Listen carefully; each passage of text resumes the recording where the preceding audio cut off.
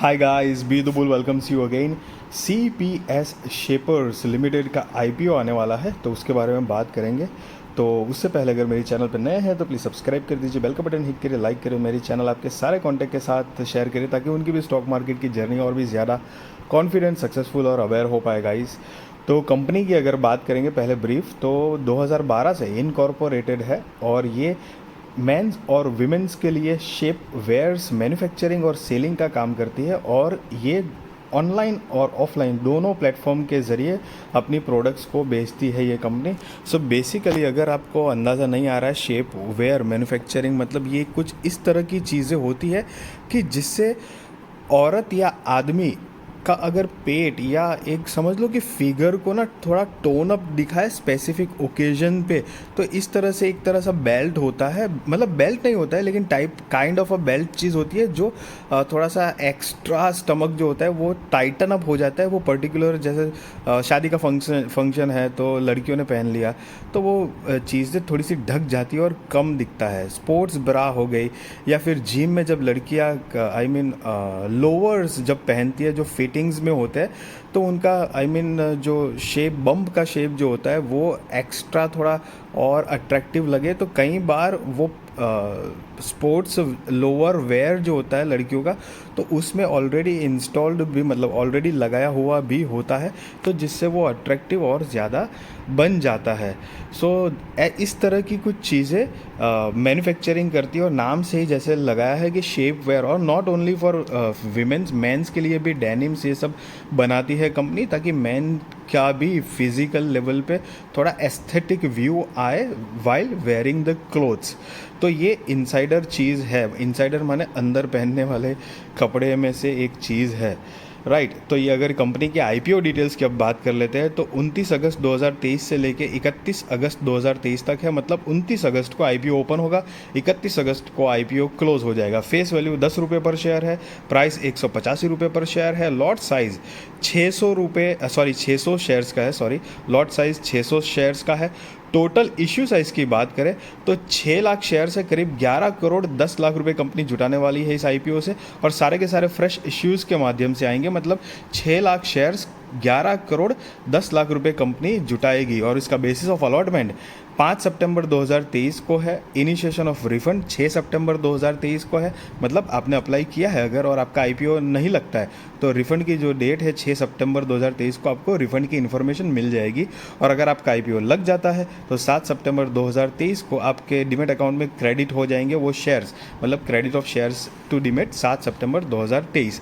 Listing date 8 सितंबर 2023 को है। Cut off time for UPI mandate confirmation शाम को 5 बजे 31 अगस्त 2023 को है। Issue type fixed price issue IPO है।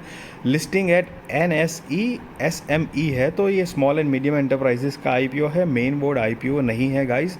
शेयर होल्डिंग प्री इशू जो है वो 15 लाख है, शेयर होल्डिंग पोस्ट इशू जो है वो 21 लाख है। दरअसल ये एक थोड़ी डिटेल इन्फॉर्मेशन है, आपको ज़्यादा कंफ्यूज होने की ज़रूरत नहीं है। इसमें 21 मतलब शेयर होल्डिंग पोस्ट इशू जो कि 21 लाख है, उसमें से आप share holding pre issue 15 lakh minus करेंगे तो 6 लाख बचेगा, जो कि टोटल इशू साइज़ जो हमने पहले देखी कंपनी की, जिसके ज़रिए 11 करोड़ 10 लाख रुपए कंपनी जुटाने वाले हैं, तो उसी की ये डिटेल दी गई है। मार्केट मेकर पोर्शन जो है वो 31,200 शेयर्स श्रेणी शेयर्स के नाम पे है, जो कि ये पर्टिकुलर IPO को लीड करेंगे, मार्केटिंग करेंगे ताकि ज़्यादा से ज़्यादा IPO एप्लीकेशन मिले और IPO सक्सेसफुल हो जाए। और ये 31,200 शेयर्स जो है वो जो टोटल इशू साइज़ है 6 लाख शेयर्स का, उसके अंदर इंक्लूड नहीं है, मतलब 6 लाख प्लस 31,200 शेयर्स आपको रखने हैं, क्योंकि ये पर्टिकुलरली एजेंसी के लिए जो कि मार्केटिंग करेगी उसके लिए अलग से निकाले गए हैं, राइट। सो आप अगर रिटेल कैटेगरी में हो तो मिनिमम हो या मैक्सिमम हो एक ही लॉट के लिए अप्लाई करना है। 600 शेयर्स आएंगे और 1,11,000 रुपये आपको जमा करने पड़ेंगे।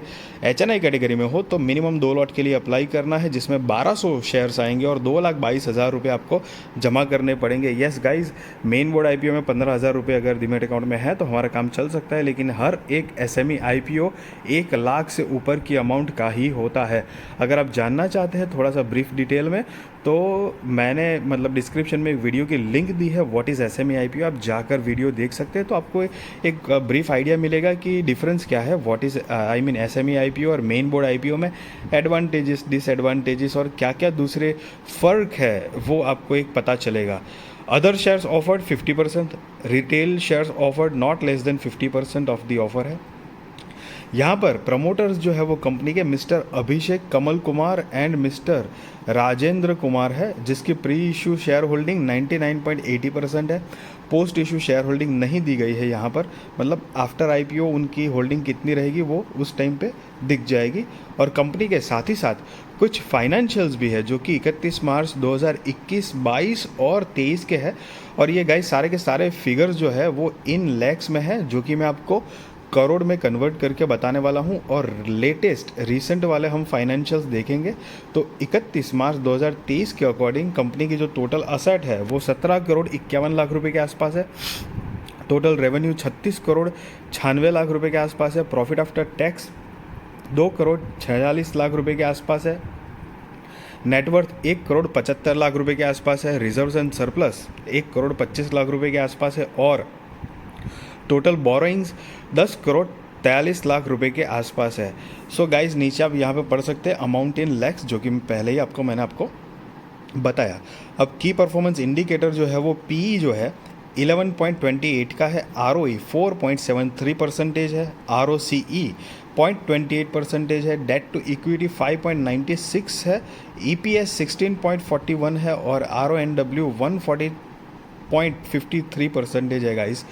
तो यहाँ पर एक चीज़ का ध्यान रहे कि एसएमई है मतलब रिस्की है, ऊपर से मतलब बिजनेस जो है वो थोड़ा सा हाँ एक पर्टिकुलर सेगमेंट को बिलोंग करता है, बट मेन बात ये है कि कितना लार्जर लेवल पे इस तरह की प्रोडक्ट्स का यूज़ होता है, I mean all over the India, all over the globe. So वो ज़्यादा मैटर करता है गाइस। तो ये भी एक बिज़नेस पर्सपेक्टिव आपको देखना चाहिए। ऑब्जेक्ट ऑफ इश्यू मतलब ये आईपीओ लाने की उनकी वजह जो है वो purchase of plant and machinery at existing manufacturing facility, purchase of commercial vehicle, funding of capital expenditure requirement of the company towards the purchase of solar power system, right, upgradation of existing IT software at our existing manufacturing facility and registered office, repayment or prepayment in fully or in part of borrowings availed by our company from banks and financial institution, मतलब जो borrowings ली है तो कर्जा चुकाने के लिए भी चाहिए। Funding working capital requirements of the company है और जनरल कॉरपोरेट पर्पसेस के लिए कंपनी ये आईपीओ ला रहे हैं। तो ये कुछ वजह हैं, ऑब्जेक्ट ऑफ इश्यू है। सो गाइज़ अगर इस तरह के एसएमई आईपीओ में आप इंटरेस्टेड हो तो डेफिनेटली सोच सकते हो गाइज़। हालांकि मैं कोई आपको बाय और सेल रिकमेंडेशन नहीं दे रहा हूँ, ना ही मैं आपको मतलब ये बता रहा हूँ कि आप आईपीओ अप्लाई करो या ना करो, वो आपके कम्प्लीटली रिस्क रिसर्च और फाइनेंशियल एडवाइज़र को पूछ कर करना। बट येस डेफिनेटली इस तरह के आईपीओ में इंटरेस्टेड हो तो आप डेफिनेटली सोच सकते हो।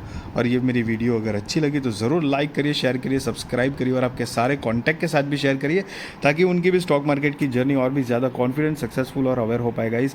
और प्लीज़ मेरी वीडियो को लाइक करिए, please guys like. Thank you so much for watching this video.